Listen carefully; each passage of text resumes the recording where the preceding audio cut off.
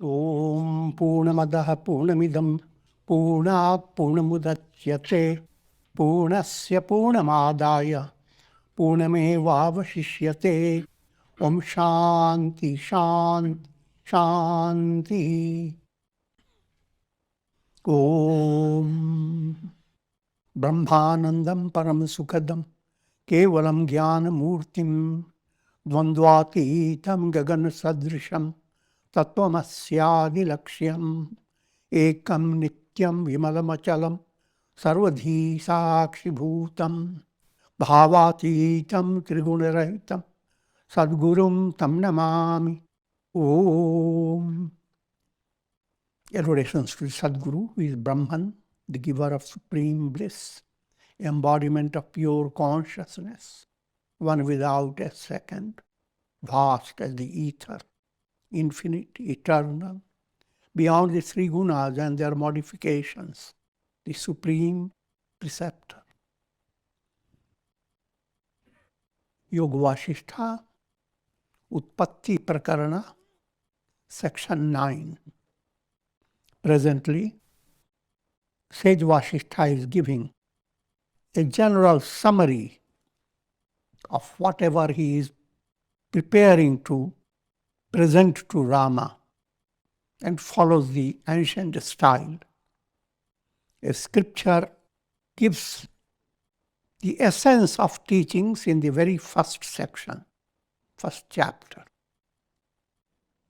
The idea is that the spiritual wisdom must be imparted to those who are ready to receive them. So even in satsanga, you have all types of people come. Give them the best first, so that those who are qualified, they don't get bored. I'm joking. Some jokes are good in these scriptures. You are being given the highest ideal, the highest goal. And that goal is Brahma Satyam Jagan Mithya. Brahman alone is real. The world is absolutely nothing. The void. How to understand that point? Simple point to understand that all your experiences are based upon functions of your mind, vrittis of the mind. Vrittis are not simple to understand, but the modern technology makes it easy. Think of working with research using Google type of, and you change the scene by just simple touch of your fingers. Each touch can bring you 1,000 type of resources, and you change it by another touch. So don't think of vrittis in a kindergarten way, that first it thinks of the size, then it thinks of the height, then it thinks of many other things. Vrittis grabbing a whole picture. Time, space, causation, and there is a fourth aspect. All is grabbed by the vritti. But all vrittis are not the same. But just to understand that point, as long as vrittis continue, you experience your world, which is in 3 stages, 3 lokas. First, the practical world, bhautik jagat, the practical physical world, the physical reality, that becomes so well impressed on human mind that when you begin to think of God, where does He dwell? The mind cannot give up its concept that it has to be a house and God be living there. And if things are going on in the heaven, some news must be leaking from there.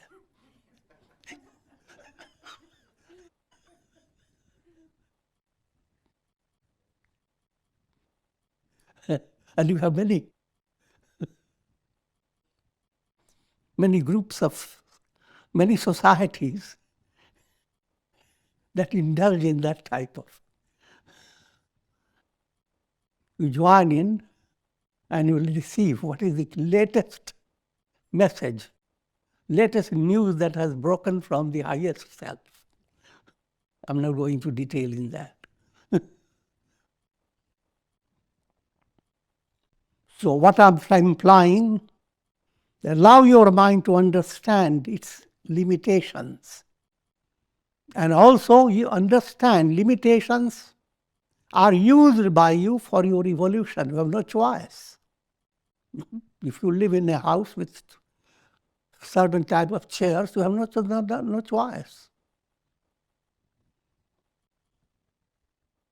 But your goal is not to stay with limitation. The goal is to go beyond.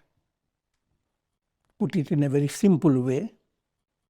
When you turn your mind to God, first stage, God as Sagun Sakar.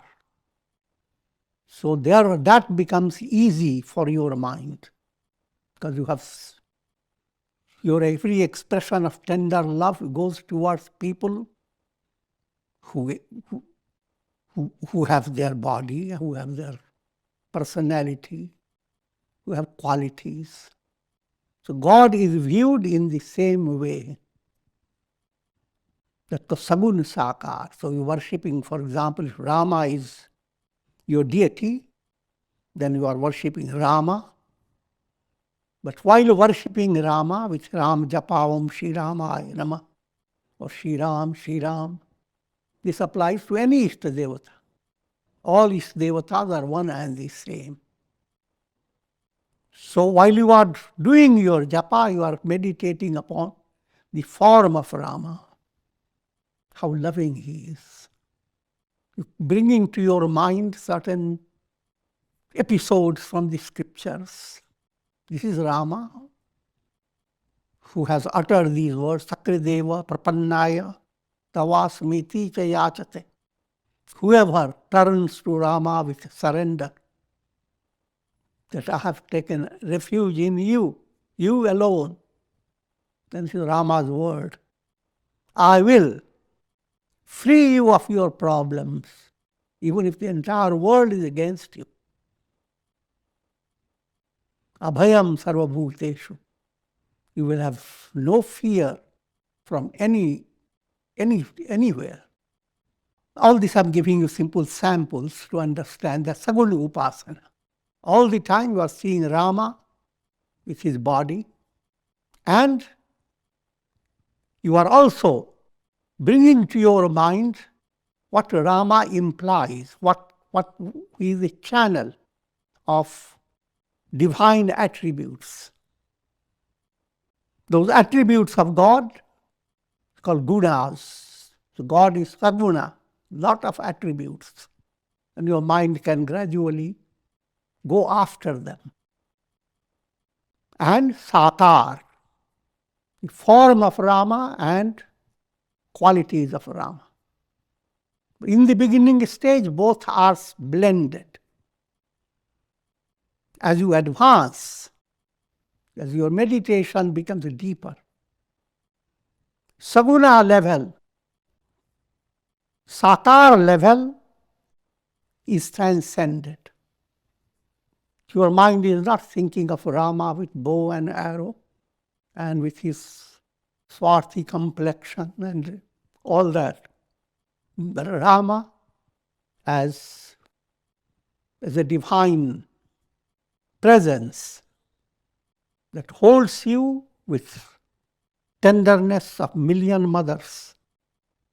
I'm giving you a big movement. Rama is all compassion, all bliss. And think of 1,000 names of Rama. You don't have to go on counting them. So now this is second level of upasana. Sagun nirakar. Akar, form, moves away. And all that your mind is going after is immense qualities that express through the world. And then comes the third level. God is neither with form. You don't need form. You don't need attributes.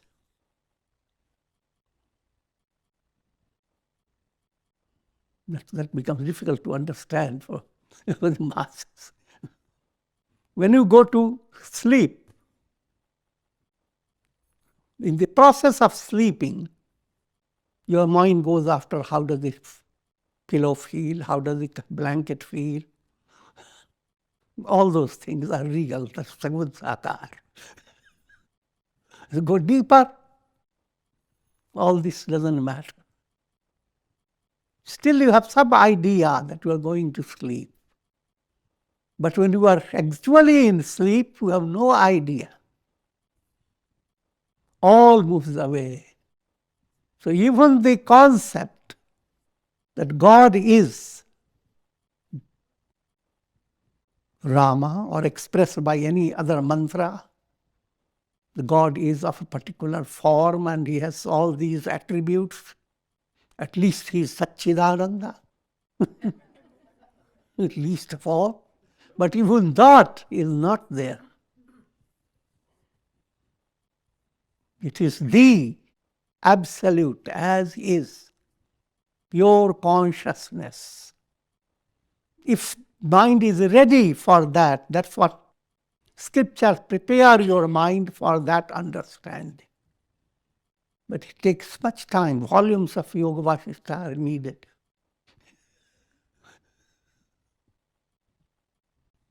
Now, therefore, with that introduction,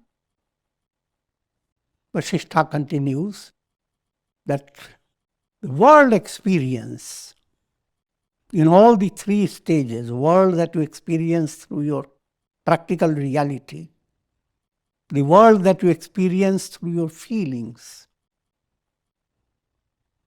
and the world that you experience through your understanding, intellectual insight, ego-intellect level. All this experience is through vrittis of the mind, thought waves, just like a cinema show. All through the cinema show, pictures are being projected on the screen, frame after frame. In between two frames, there is a pause. Human eyes don't detect.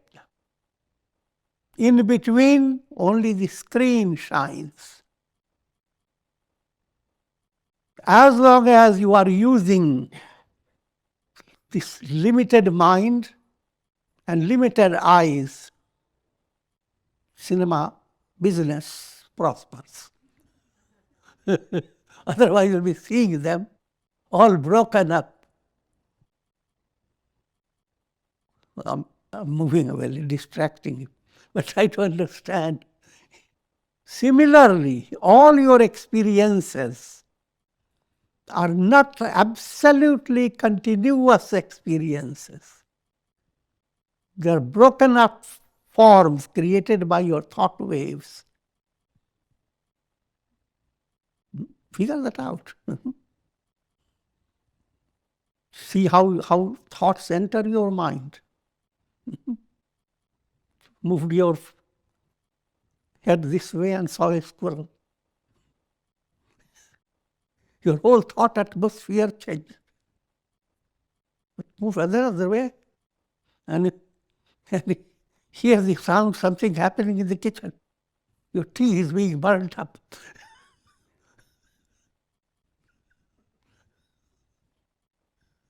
So, but what I'm leading you to understand that even when it seems that You are experiencing something like something real. It is not real, it is fragmented. Thought wave after thought wave have created an illusion. Simple illustration is cinema show. Old-time simile is called Alata Chakra. Saspande samudeti va nihspandantargatena cha yam yasmin jagallakshmi alata iva chakrata.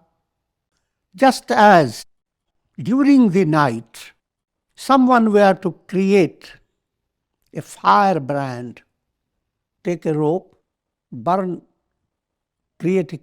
kindle one tip of the rope, just tip is bright, shining.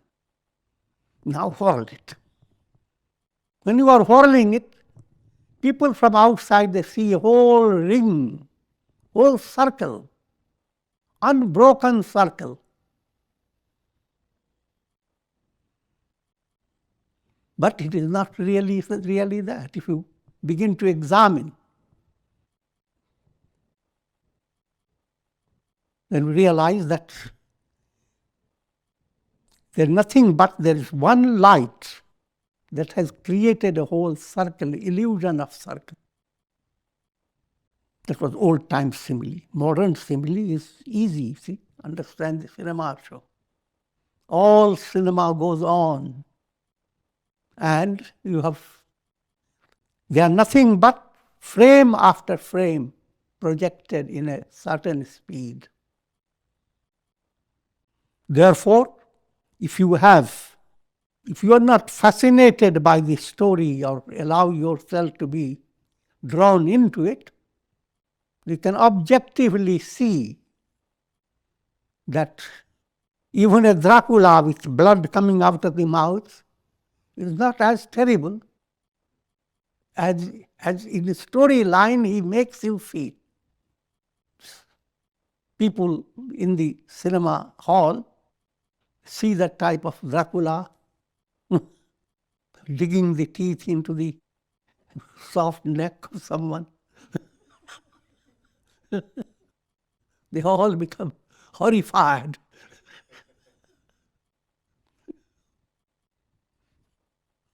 But if you have a detached view, you are amused that how the director of the show created such wonderful illusion. So you appreciate the illusion and smile behind it. Look at the same way the world can come into the grip of the world or go higher and begin to develop a sense of you are a witness, you are watching a show. You are not involved in it. The show cannot capture you. Then you begin to see God's glory manifesting through the world. And higher still, God alone is. This illusion of the world process, that's the basis of all miseries of the world. What I'm implying, if you don't understand that the world is illusion, you take the world as a reality and pursue your goal in the world of transient, momentary developments. Every situation is momentary. Let me remind you, led by, first point scriptures deal with, that everyone suffers, led by ignorance. Suffering is targeted by all scriptures, called pain, dukh. What causes sufferings? Embodiment. An embodiment, of course, highlighted embodiment is human embodiment. Here, all experiences that are possible as a human being, they are the miraculous workings of your nervous system. No matter how clever you are, and you might have studied things that have 10,000 years, even million years people talk about.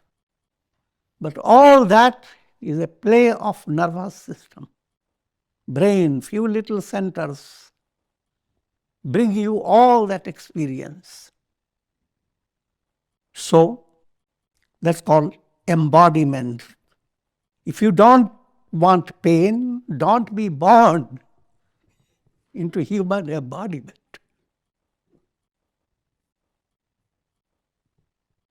Though your nervous system does miraculous things, that's not the goal of life. It's just like with modern progress, you are given the technical, those cell phones you hold in your hand and you switch, put your finger, you are in Alaska, you are in New Zealand. You make them see you, even your teeth.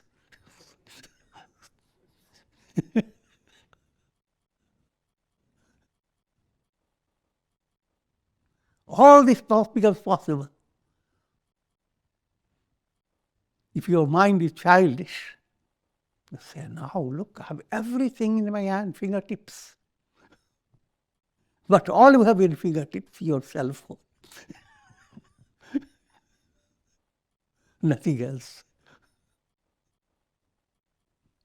Any moment you can drop your cell phone and doesn't know where it is. So your nervous system is that type of a cell phone, led by your karmic process. This point is brought into you gradually through these scriptures. So therefore, your goal is not to be dependent upon the cell phone, dependent on yourself. Who am I? Not what the brain is interpreting about you, not what your mind is interpreting about you. Who am I? That's the big highlight of vichar, inquiring into who am I. So let me conclude with this. Pain is due to embodiment. Embodiment is due to karma. Karma is due to raga dvesha. If mind swings between like and dislike, the mind is not happy. The mind goes on creating its concept of how to be happy. And it doesn't know, it hops a lot, but doesn't understand where happiness is. Sometimes loving objects and relatives come and become deeply attached. For a while it seems it is happiness. But then things happen. And I will not go into details. You go into another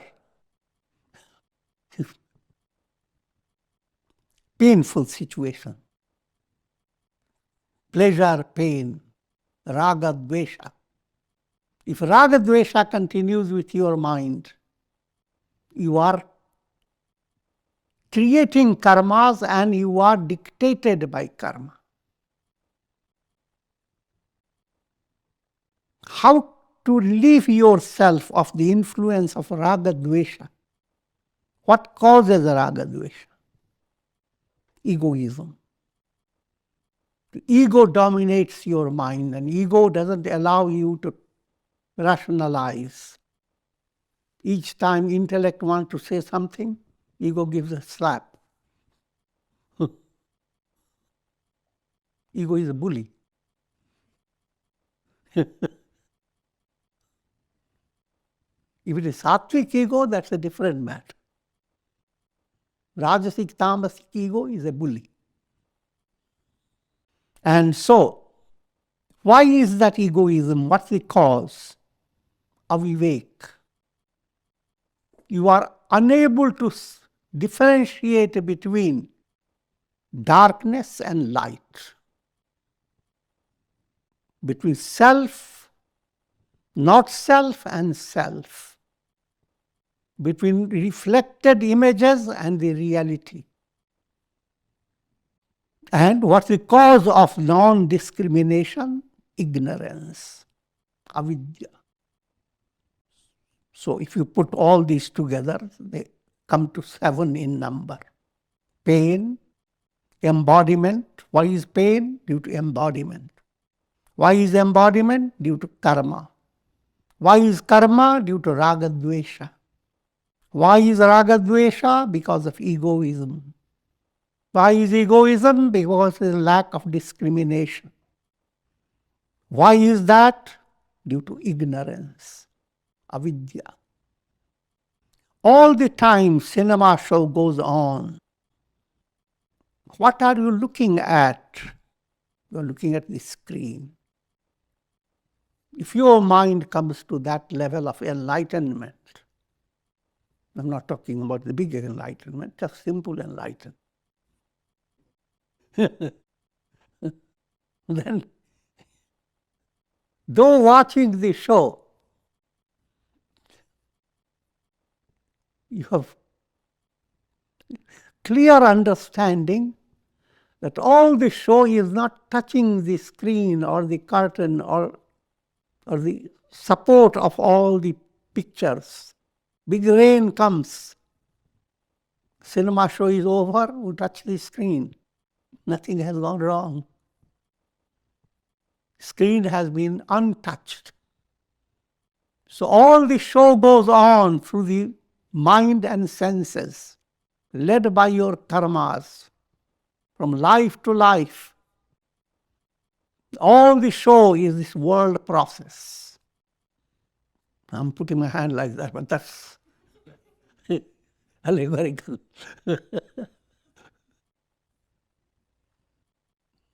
And all this show that seems to damage human mind to such suffering that cannot be imagined. And yet, the reality, the real substance remains untouched. The screen is ever the same. That screen is called Chaitanya, pure consciousness. It's called Satchidananda, existence, consciousness, bliss. So in spite of all things that go on happening, there is nothing but Purna Brahman, Purna Mada, Purna absolute, that cannot be divided, cannot be fragmented. It is infinity, even in mathematics. Infinity has that concept. Multiply infinity by infinity, it is infinity. Add infinity with infinity, it is infinity. Minus infinity from infinity, it is infinity. So that's the mystical word for that is Purna. Anything that you draw from Purna is nothing but Purna.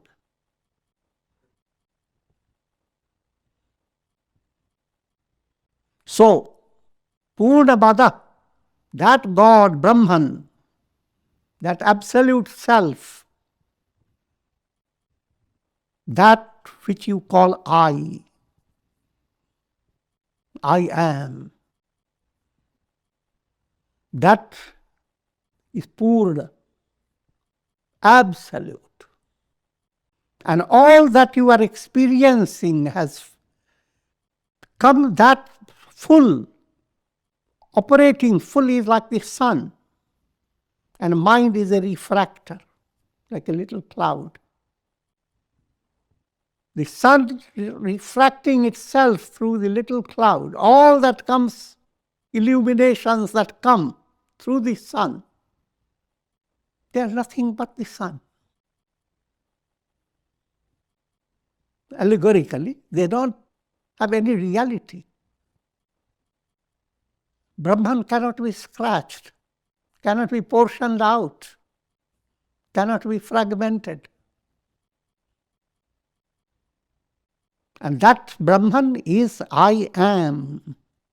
Aham Brahmasmi. That's the real religion. All religions point to that.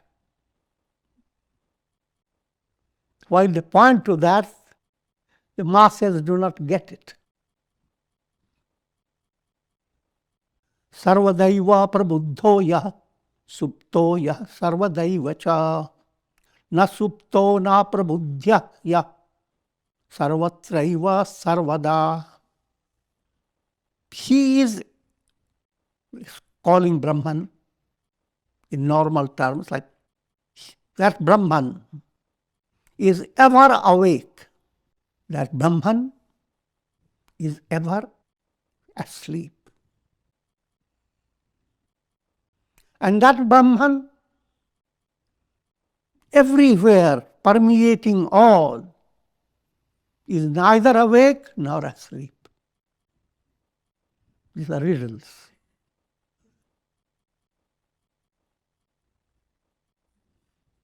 You have to assimilate it. And that's what is going to be taught through the Yoga Vashishta. Now, just to give it explanation without going through too many details, that Brahman is pure consciousness. The sun is ever awake, even while the world experiences darkness.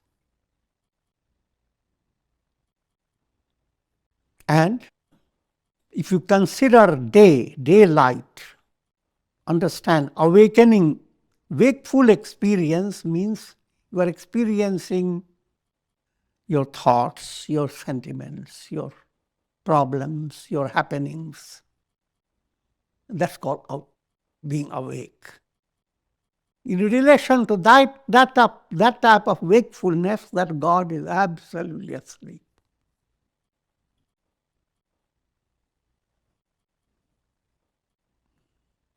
So the same God who is described, he is ever awake, is also described, he is ever asleep. Now, if your mind has come to a level of sattva that can handle both God untouched, just like watching the show. You are handling the show, how the show is moving. At the same time, realizing all the show is just show, screen alone is real. Then in that case, you are awake and sleep both at the same. Brahman is playing that role. That Brahman is Satyam Shivam Sundaram, absolute reality. Satyam term also use Sat Chit Ananda. Two ways scriptures describe. Sat Chit Ananda, Sat pure existence, Chit pure awareness, Ananda absolute joy. Satchidananda is the instinctive urge in all souls. Everyone wants to exist, even cats and dogs and vultures and frogs. They all want. Everyone wants to exist. How long? Forever. Cannot imagine termination of your existence. Because in reality, you are not the body. You are Sat. When you look at reflected suns, you can develop a story about the sun, when, was it born, how many troubles the reflected sun has faced, and many things about it. But the reality behind it, sun has never been born. It didn't go through any problems. The sun is ever the same, full. So that type of understanding is Sat, I am, absolute existence. Not existence of a thing, but existence in itself. Anywhere when you talk of any object of the world, we're recognizing existence blended with a thing. A thing is that which is name and form. So what I'm trying to explain to you to understand the difference between when we talk of existence of a tree. There you are talking not of the absolute existence. But existence, absolute existence is not existence of any object. Existence in itself. Let me also give you a little more extension. Suppose you have a tree in front of your house, a big tree. The story of a tree is not there now, but there was. So when it was there, you always introduced people, look at this tree. Tree is. Now with storms and hurricanes, the tree is broken down. And the tree has been converted into logs of wood. And wood has been converted into tables and chairs. I'm living a kind of algebraical way. First you are saying tree exists. Now you are saying woods exist. Now you are saying furniture exists. And now you are saying dust exists. We're dealing with two things. Existence that is invariable and variables that are illusion. Mind has to handle. If your mind is mathematical mind, intellect as predominating, this is the argument. All things, existence that underlies them, that existence is never broken. But that variable aspects of existence, that variables are brought about by magic Maya, delusion created by your conditioned mind. In other words, no matter how things may happen, reality has not changed.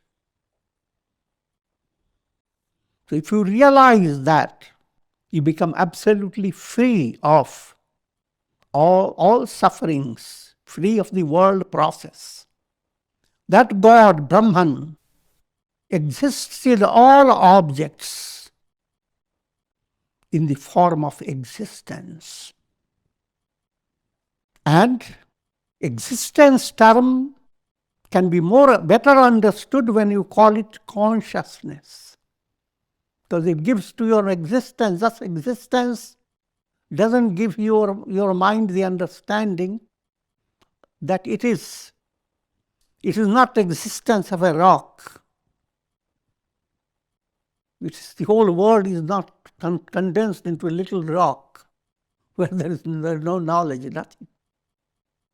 But existence is same as pure consciousness, Chit. Pure existence is Sat. Next is Chit. And that Chit is same as absolute joy. Everyone is working for happiness. Birds, beasts, human beings, all creatures. Even inert matter wants to settle down somewhere.